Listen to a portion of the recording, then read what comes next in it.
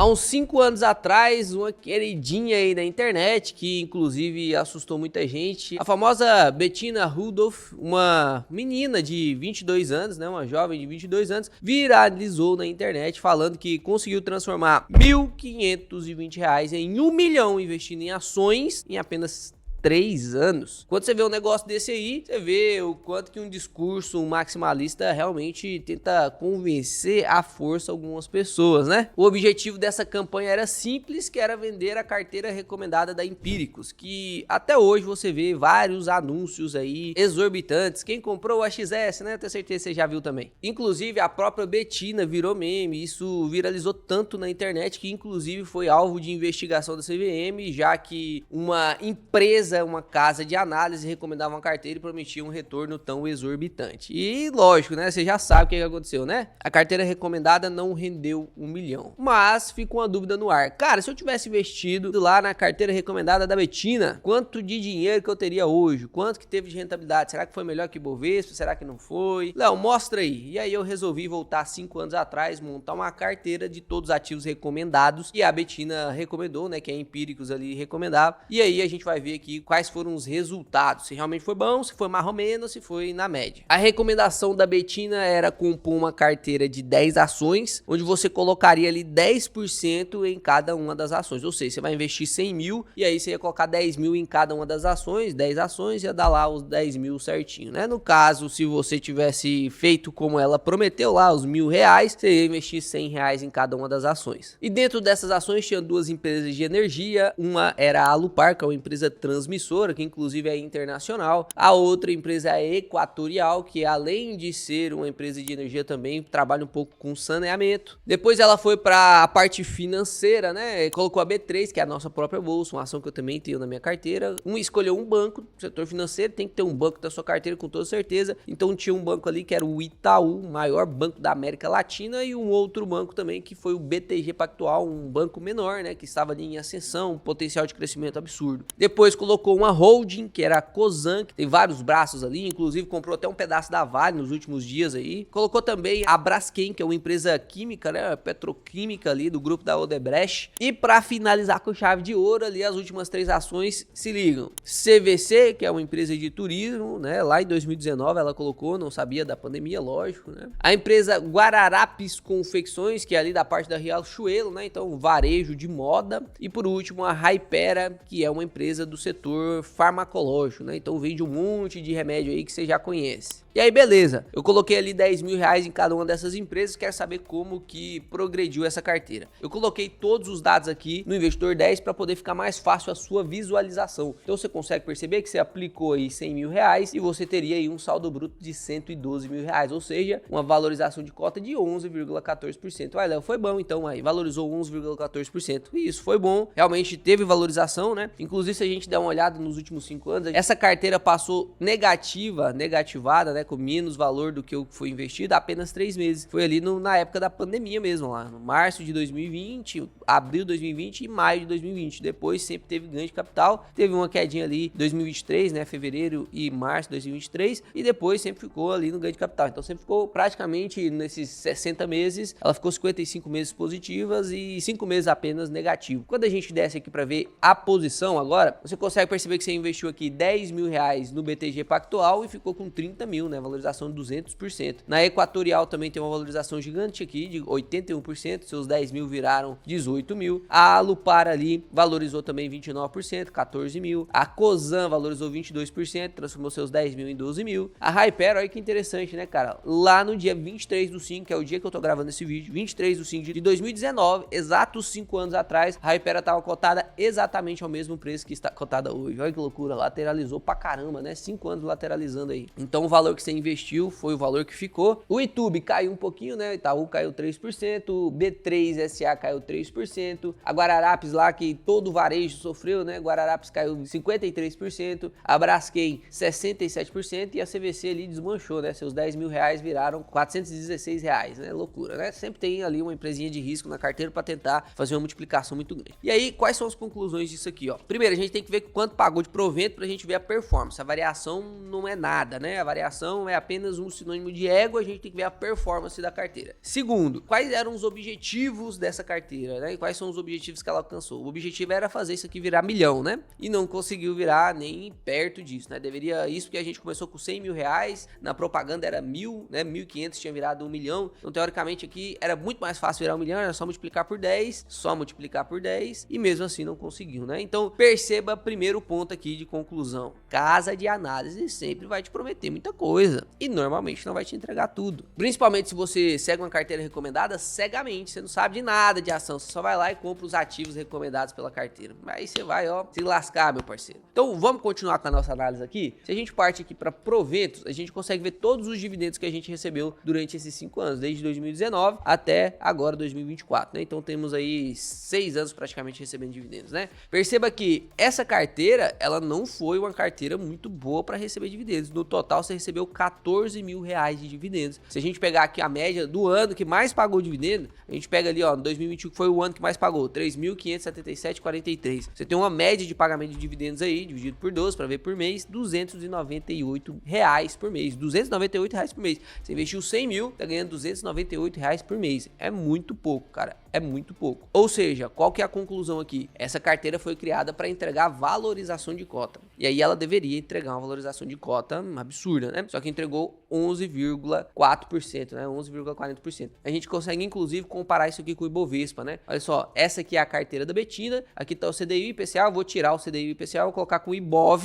que é o Ibovespa, é a média da Bolsa Brasileira, não tem complexidade nenhuma, você compra isso aí com o BOVA 11 e já acabou, né? Você já tá ali na média, você consegue ganhar acima da média, só investir na média, eu já ensinei isso pra vocês aqui, vou deixar um vídeo aqui que eu te ensino a bater a média sem nenhuma complexidade. Então, imagina só, a Betina não conseguiu nem bater a média, né? E pra piorar, se a gente coloca aqui o IVVB11, que é um ETF que replica o índice do SP500, pô, ficou muito atrás, né? Então, olha só, carteira da Betina lá, 11,83, o Ibov 14,30 e o IVV 33,75, ou seja, ficou abaixo do Ibov, abaixo do SP500, né? Mas a variação total não foi apenas essa, a gente tem que fazer a performance, porque quando eu comparo isso aqui, o Ibov, ele reinveste automaticamente os dividendos dele, né? Reinveste automaticamente os dividendos. A gente então tem que calcular a performance, porque isso aqui não calcula, né, essa variação aqui, é a sua variação de cota. Eu montei uma planilha aqui para você entender, ó, performance nas ações, ó lá, o valor aplicado, 100 mil, né? Então tá aqui, ó, esse valor aqui, 100.894 reais. O saldo bruto, que é o quanto que valorizou depois, né? O quanto que ficou com a valorização, 112 mil. Então, valorização das cotas foi de 11,40. Essa conta aqui é esse valor dividido por esse valor, menos 1, fica em porcentagem ali. Então, você vê esse valor que o investidor 10 te dá. Porém, você recebeu 14 mil reais de dividendos totais. Então, na verdade, para você calcular a sua performance, você tem que pegar este valor, que é o que saiu do seu bolso, e aí você soma esses dois valores aqui, ó, porque é o quanto que você tem de dinheiro agora. Então, fica 112 mais 14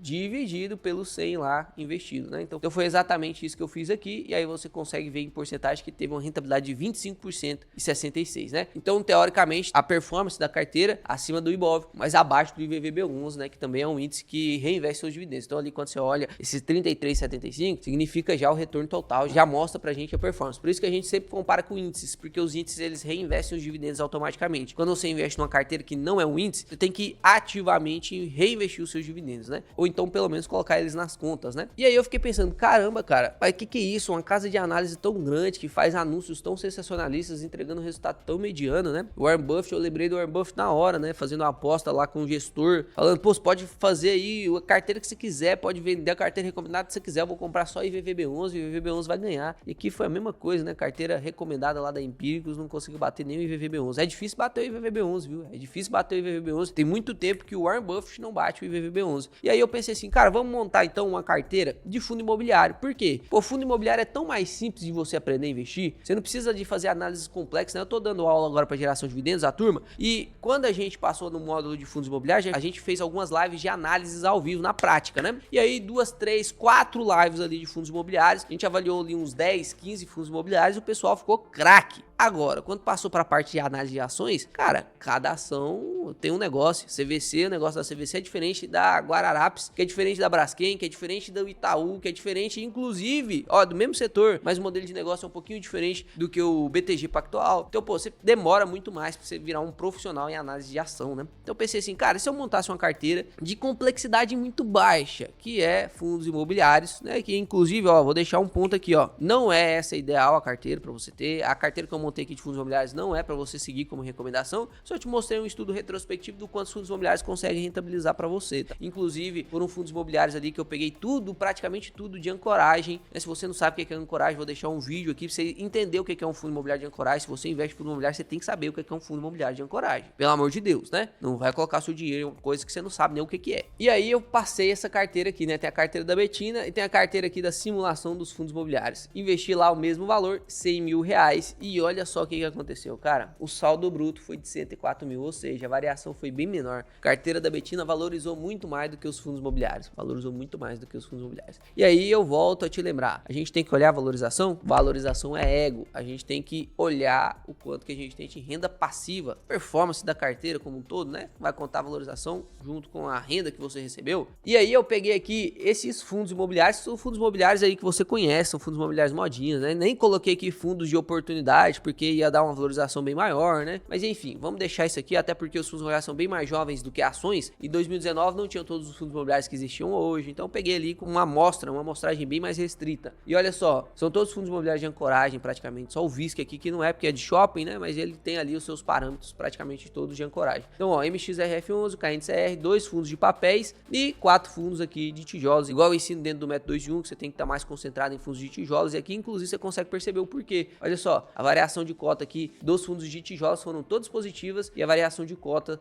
dos fundos de papéis não foram positivas, ó, foram os fundos que caíram. Por que disso, Léo? Eu gravei um vídeo explicando a diferença entre fundo de papel e fundo de tijolo, vou deixar aqui também no card, se não tiver mais, é porque eu indico tanto vídeo, né? Por isso que eu falo pra você, cara, você pegar os 30 últimos vídeos do canal e assistir ela, maratonar esse, você vai ter mais do que um curso pago, eu te dou certeza, cara, eu te dou certeza, porque é intencional. Então eu vou deixar aqui no card, se não tá no card, tá na descrição, a diferença entre fundo de papel e fundo de tijolo, o maior erro que os investidores de fundos imobiliários cometem, né? Os fundos de papéis, eles não conseguem aumentar seu patrimônio líquido, né? Isso é uma das causas do problema de não conseguir a valorização de cota, né? Mas enfim, coloquei ali também 100 mil aplicado, que ficaria ali 15 mil em cada fundo imobiliário, e aí teve essas valorizações aí. O VISC valorizou 17%, XPLG 4%, KNRI 5%, HGLG 4%, KNCR e o MXRF11 caiu aí. Só que perceba quando eu vou para provento, cara, olha o tanto de provento que eu recebi, R$ 40.277. O ano que eu mais recebi proventos foi 10.245,04 centavos. Olha lá, ó, dividido por 12 para ver a minha média mensal, 853 de média mensal, né? Lembra quanto foi das ações? 853 dividido por 258, 230% a mais do que o rendimento das ações, né? Isso aqui representa 330% a mais do que o rendimento das ações. Isso de renda passiva mensal. Quando a gente volta lá para a parte dos gráficos, você vai ver que aqui a variação que vai ser contabilizada é os 4%. Então ele vai perder para o IBOV, vai perder para o IVV. Só que a gente tem que olhar isso? Não, a gente tem que olhar a performance. E aí eu também fiz uma planilha aqui para mostrar para vocês a performance dos fundos imobiliários. Olha só, dá uma olhada nisso aqui. O valor aplicado foi 100 mil, que inclusive foi R$800, ó, R$840 a menos do que as ações ali, né? Na hora de lançar ali, eu coloquei algumas ações a mais. O saldo bruto foi para 104 mil, que foi menos do que a das ações aqui. Então a valorização de cota foi menor, né? Foi de 4,68, enquanto aqui foi de 11,44. Mas olha a diferença do quanto que os dividendos auxiliam, né, na sua rentabilidade total. Isso aqui porque a gente nem considerou reinvestimento de dividendos. Se eu tivesse reinvestido isso aqui, ia ter mais rentabilidade. Se eu tivesse reinvestido isso aqui, também teria mais renda e mais rentabilidade, né? Mas só pra gente considerar aqui uma simulação fácil de você entender. Os dividendos totais aqui foram 40 mil, né? Muito mais do que aqui, que foi 14 mil. Então a performance aqui ficou muito maior, 44,94%. E aí quando a gente volta nesse gráfico aqui da rentabilidade da carteira da Betina, que é 11,83, né? E a gente viu, calculou a performance que ficou 25. Vê o IBOV, que foi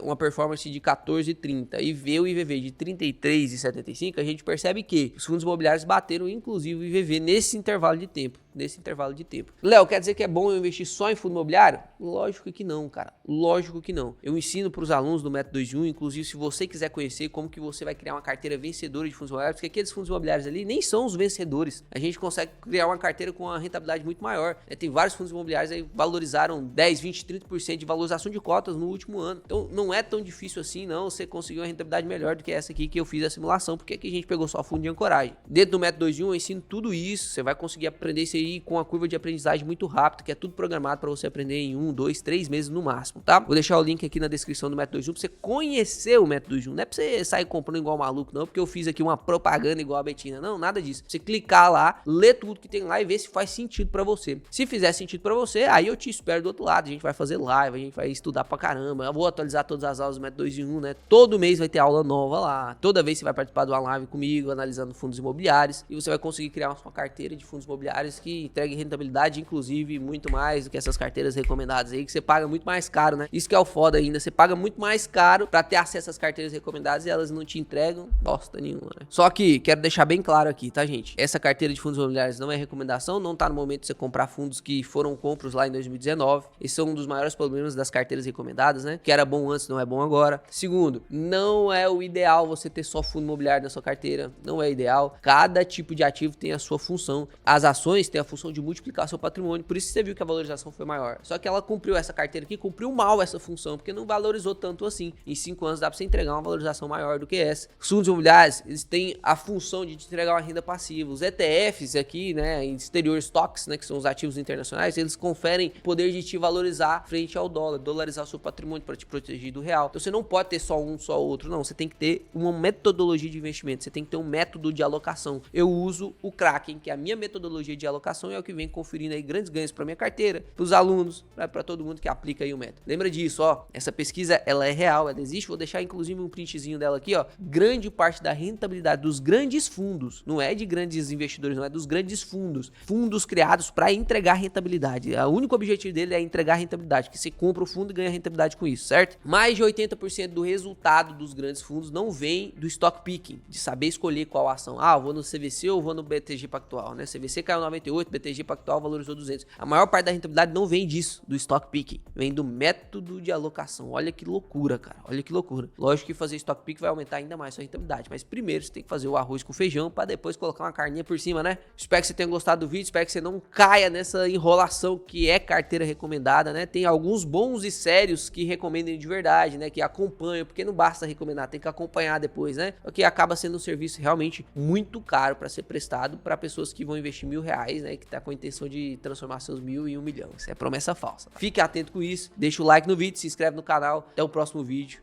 Fica com Deus.